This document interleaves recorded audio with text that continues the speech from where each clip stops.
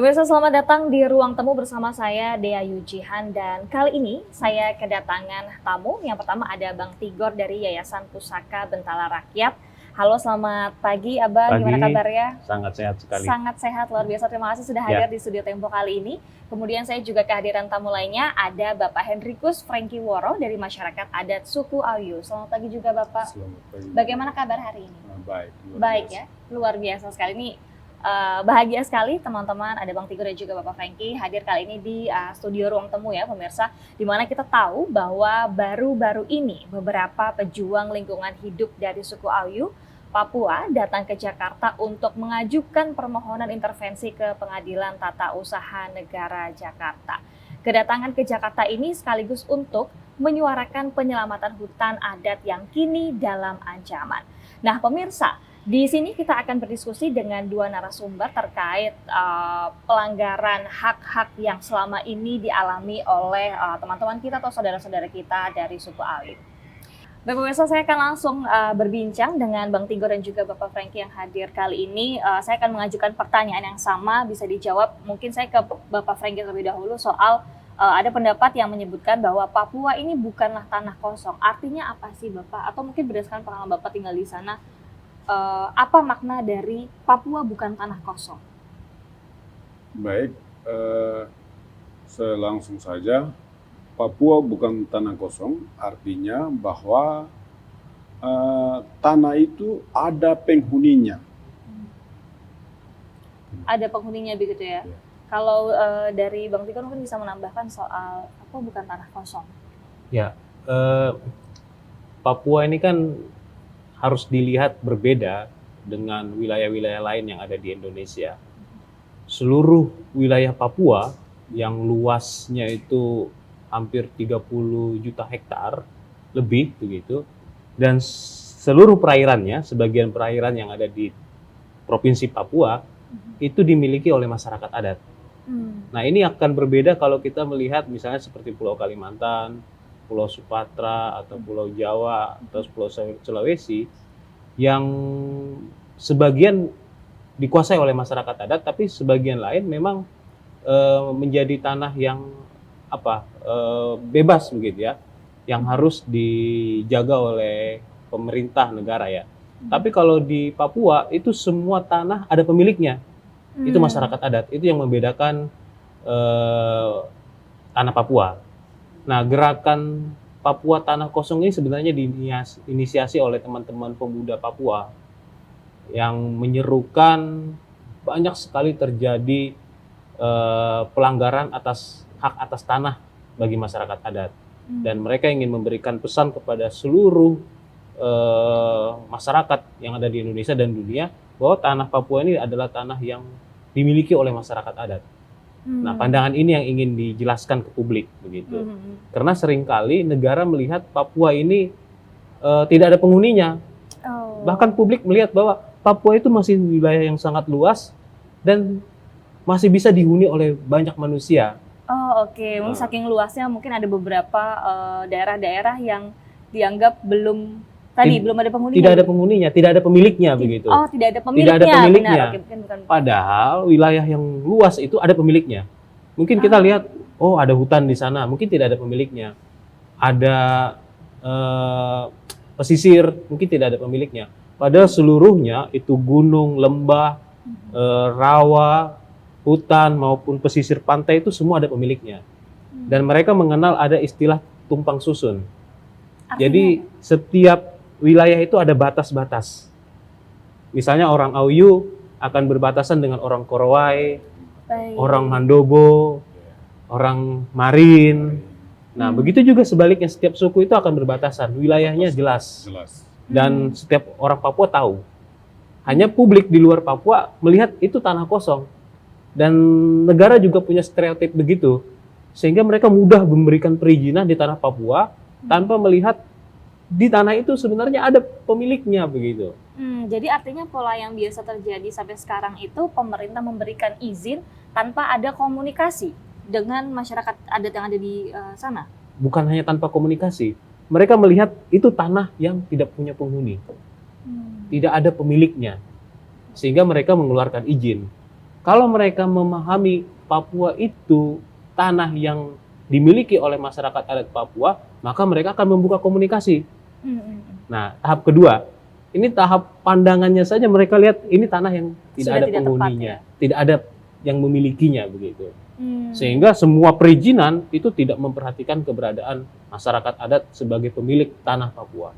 Oke, padahal kita tahu tanah Papua itu luas sekali begitu ya. Ya. Tapi mungkin dari masyarakat adat sendiri begitu, tadi ada istilah tumpang susun, Ya. begitu ya Bang ya. Itu teman-teman dari masyarakat adat tuh sudah mengetahui mana batasan, mana kan ada pembagian-pembagian wilayah begitu ya. Itu sudah diatur sendiri begitu ya. Ya, itu sejak dari nenek leluhur kami itu sudah diatur antara batas marga dengan marga, terus antara klan dengan klan, juga antara suku dengan suku, itu berbatasannya itu jelas. Jadi berbatasannya itu biasa dipakai lewat sungai. Kalau ada sungai-sungai kecil atau rawa, itu yang digunakan sebagai batas. Batas wilayah. Ya. Dan itu jelas. Itu sejak dari nenek leluhur moyang kami. Dari peninggalan Iya. leluhur saja sudah memberikan batasan yang Batas jelas, jelas. begitu ya Bapak Frank. Jadi kita tidak bisa melanggar ke suku lain, terus ke marga lain. Itu tidak bisa melanggar karena itu batas-batasnya itu sudah jelas. Jadi- Artinya sudah rapi diatur oleh masyarakat adat dari zaman leluhurnya, terus tiba-tiba ada orang baru datang begitu ya. Ya tidak hanya orang baru, kebijakan baru. Kebijakan baru, baik. Oke, saya beralih dulu ke ini teman-teman dari Sukaluyu yang datang ke Siap. Jakarta begitu ya Bapak Franky ya. Siap. Itu boleh diceritakan latar belakangnya apa, kenapa teman-teman ini berangkat dari Papua kemudian ke Jakarta melakukan beberapa aksi, itu kenapa Bapak? Kami datang ke Jakarta, jauh-jauh kami dari Papua datang ke Jakarta. Tujuannya kami di sana itu terancam oleh investasi perusahaan perkebunan kelapa sawit. Sehingga kami datang ke Jakarta. Yang pertama kami intervensi gugatan perizinan ada 2 PT itu. Kita membantu negara mendukung tergugat yang digugatkan oleh 2 PT.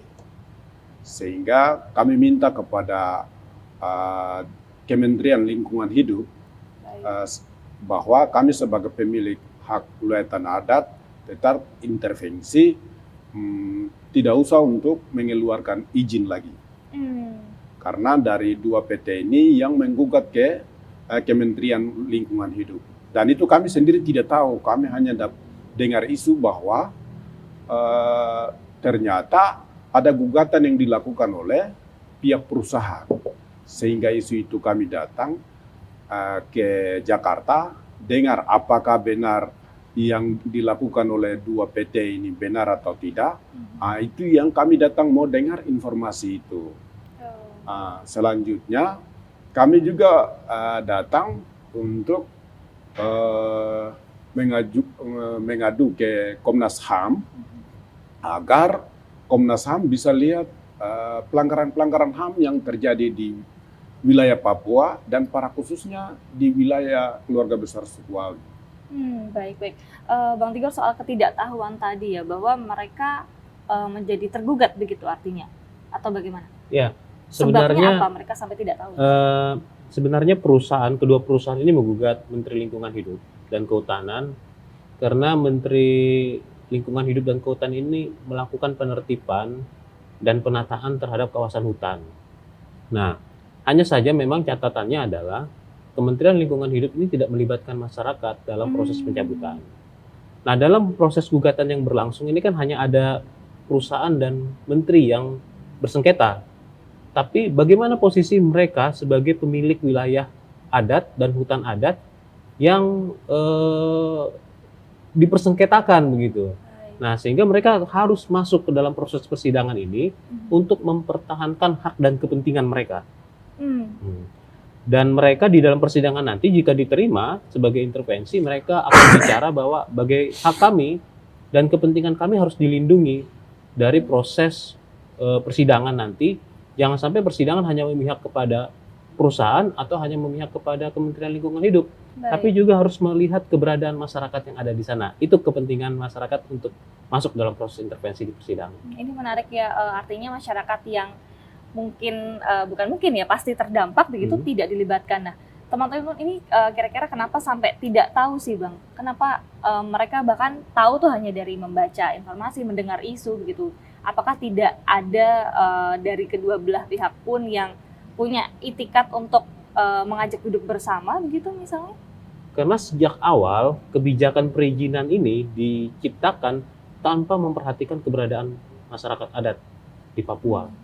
Jadi kebijakan itu sepertinya hanya kebijakan yang sepihak diambil oleh kementerian untuk memberikan izin-izin di Papua. Tapi tidak melihat bahwa tanah yang mereka berikan itu ada penghuninya, ada pemiliknya. Nah, sementara perusahaan, mereka kan kepentingannya hanya satu. Ketika mereka mendapatkan izin, mereka tidak akan peduli dengan masyarakat yang ada di sana. Karena mereka berpikir, saya punya legalitas dari pemerintah. Nah, masalah masyarakat adat ada di sana atau tidak, mereka akan menomor sekiankan begitu ya. Demi kepentingan mendapatkan izin, dan tentu izin itu kan membawa keuntungan bagi mereka. Atas nama legalitas tadi? Atas nama legalitas itu. Oke. Nah, itu yang menjadi masalah. Nah, kita ingin mendorong bahwa publik harus tahu, peradilan harus tahu, pemerintah juga harus tahu bahwa tanah itu ada pemiliknya, yaitu masyarakat adat Papua. Dan mereka harus dilibatkan sejak awal. Seharusnya sejak awal. Seharusnya ya? Bukan saat ketika ada sengketa antara perusahaan dengan kementerian. Baru mereka tahu, oh ada perizinan yang digugat.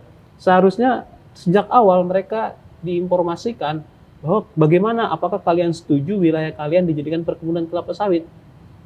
Kalau mereka menyatakan menolak, maka tidak boleh ada proses perizinan yang berjalan. Nah, itu tidak terjadi. Karena pandangan melihat Papua itu adalah tanah kosong. Kembali lagi soal stereotip tadi Ya, di awal stereotip disebutkan. negara melihat wilayah Papua ini adalah tanah kosong. Baik. Saya mungkin tanya soal kemarin pada saat datang ke Jakarta itu berarti selain ke Komnas HAM kemana lagi Bapak Franky? Dan aksi apa saja yang dilakukan? Kami dari kita ke Komnas HAM juga ke Menteri Lingkungan Hidup. Nah, itu yang kita lakukan. Juga kemarin ada aksi-aksi di depan Istana Presiden. Itu yang kita lakukan. Tapi apakah akhirnya bertemu dan bisa berbicara langsung mungkin dengan baik dari pihak Kementerian Lingkungan Hidup mungkin? Kita bertemu salah satunya dengan Dirjen Pengelolaan Perhutanan Sosial ya. Mereka juga cukup shock ya bahwa di sana ada masyarakat adatnya, dan mereka katakan, oke, kita akan coba membantu nanti mendorong juga pemerintah daerah di Kabupaten Bovendigul dan Provinsi Papua Selatan untuk bisa mempercepat proses pengakuan wilayah adat mereka. Begitu. Tinggal ditagih saja? Ya, itu yang akan kita lakukan karena itu statement penting menurut kami ya dari pihak kementerian ya. Dan itu tugas mereka juga sebenarnya untuk melakukan pengakuan-pengakuan terhadap hutan adat yang ada di Indonesia. Dan khususnya Papua harus jadi prioritas harusnya.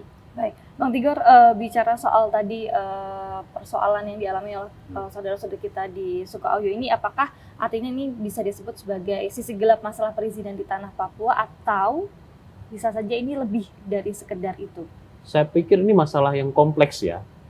Stereotip negara melihat Papua sebagai tanah kosong itu yang menjadi permasalahan. Sehingga pemerintah dalam mengeluarkan kebijakan-kebijakan yang terkait dengan Papua itu tidak memperhatikan keberadaan masyarakat sebagai pemilik tanah Papua. Dan itu berulang? Dan itu berulang, tidak hanya terjadi di Bovendigul, terjadi di berbagai kabupaten lainnya. Bahkan tidak hanya masalah perkebunan kelapa sawit, masalah hak hutan, masalah pertambangan, itu juga dengan cara pandang yang sama, tidak memperhatikan keberadaan masyarakat adat Papua sebagai pemilik tanah Papua. Dan apabila stereotip ini terus terjadi, maka pelanggaran-pelanggaran hak khususnya terkait dengan masyarakat adat itu akan terus berulang. selama ini tidak dibenahi ya pandangan seperti ini. Dari upaya-upaya yang sudah dilakukan berulang itu, apakah sejauh ini belum ada kemauan untuk menyadari bahwa ternyata sebetulnya stereotip tersebut salah gitu? Ada beberapa kemajuan sebenarnya yang terjadi, dan ini masih kecil menurut kami ya, dibandingkan cara pandang yang masih salah ini. Ada beberapa daerah yang sudah melakukan pengakuan-pengakuan terhadap wilayah-wilayah adat, masyarakat adat. Dan ini baik menurut kami karena masyarakat adat punya daulat ya atas wilayahnya, atas pengakuan-pengakuan itu. Tapi ini masih tidak bisa menjawab juga dengan wilayah Papua yang begitu luas.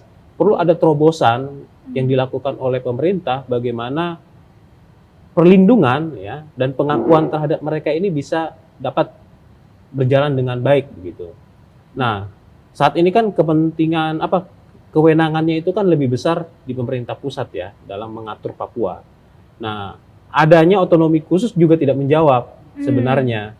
Kita berharap otonomi khusus ini juga bisa menjadi jawaban dalam proses perlindungan dan pengakuan. Tapi ya belum optimal karena memang otonomi khusus kan hanya diciptakan bagaimana proses pendidikan, kesehatan, tapi bagaimana otonomi khusus juga menjawab terkait dengan perlindungan, pengakuan terhadap masyarakat adat ini yang belum optimal. Dan itu harusnya menjadi prioritas juga dibandingkan dengan bidang-bidang lainnya begitu. Baik.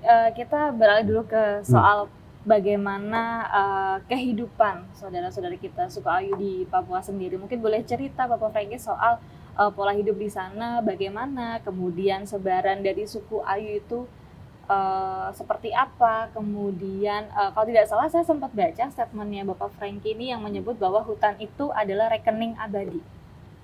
Itu artinya apa sih Bapak? Baik, kami di sana aktivitas kami setiap hari itu kami di sana itu hidup hanya ketergantungan pada alam tempat kami tinggal. Itu dari sejak nenek leluhur kami. Dan kami di sana itu aktivitas kami setiap hari itu hanya berburu. Itu yang laki-laki, yang perempuan ya ada dua, bisa berburu, bisa memangkur sagu. Jadi kami di sana nasi itu hanya secara kebetulan. Kalau makanan kami, makanan pokok yang sehari-hari itu sagu. Sagu sebagai makanan pokok kami. Jadi aktivitas kami setiap hari itu berburu sama mangkur sagu. Itu yang aktivitas kami setiap hari. Sedangkan untuk bercocok tanam, kami di sana itu agak susah. Mungkin di pekarangan-pekarangan rumah itu masih bisa, ya itu pasti saja ada. Tapi kalau karena di sana itu daerah terpencil dan pedalaman, untuk mau jual kemana-mana itu agak susah dan kami sudah menyatu dengan alam. Jadi memang susah untuk dipisahkan dari alam. Setiap hari benar-benar memanfaatkan alam ya untuk kehidupan. Baik. Artinya untuk yang tadi Bapak Franky makna dari hutan sebagai rekening abadi itu bagaimana? Karena kita di kampung hari ini habis, besok kita sudah ambil lagi karena semuanya itu gratis. Karena hari ini habis, besok kita ambil. Itu yang kita bilang bahwa seperti nomor rekening abadi. Karena hari ini kita bawa makan, jadi biar hari ini juga kita bagi ke keluarga yang ada biar sampai habis, besok kita sudah dapat lagi. Sehingga itu menjadi nomor rekening abadi bagi kami. Seperti tabungan tapi berbentuk alam ya, bisa kita manfaatkan. Dan tidak akan habis. Dan tidak akan habis, seharusnya begitu ya. Kalau masih dijaga ya. Kalau masih dijaga. Baik, oke. Bapak Franky boleh cerita juga soal, katanya suku Ayu ini tidak pernah dilibatkan dalam pembuatan AMDAL. Itu benar? Ya benar. Kami waktu itu dengar isu, kok pemerintah sudah mengeluarkan AMDAL. Sewenang-wenang mengeluarkan AMDAL, sedangkan AMDAL ini kami masyarakat adat yang masuk dalam area wilayah perusahaan, itu kami tidak dilibatkan. dalam proses AMDAL. Terus informasi publik itu tidak diinformasikan ke publik dan juga secara tertulis kepada kami masyarakat adat, informasinya itu tidak disampaikan kepada kami. Dan pada saat proses AMDAL berjalan, itu kami masyarakat adat itu tidak dilibatkan. Seharusnya dalam proses AMDAL kami juga harus ikut terlibat. Karena di sana kita harus tahu dampak-dampak yang dia akan muncul kemudian entah baik atau tidak baik, itu dalam proses AMDALnya kami sebagai masyarakat pemilik hak wilayah tanah adat harus ikut dalam proses AMDAL. Tapi yang kami lihat faktanya di lapang, dalam proses AMDAL yang dikeluarkan oleh pemerintah, itu tidak melibatkan kami. Dalam proses itu kami dengan upaya-upaya kami sampai dengan kita tahu ternyata pemerintah sudah mengeluarkan AMDAL itu. Tanpa mengajak berdiskusi terlebih dahulu ya.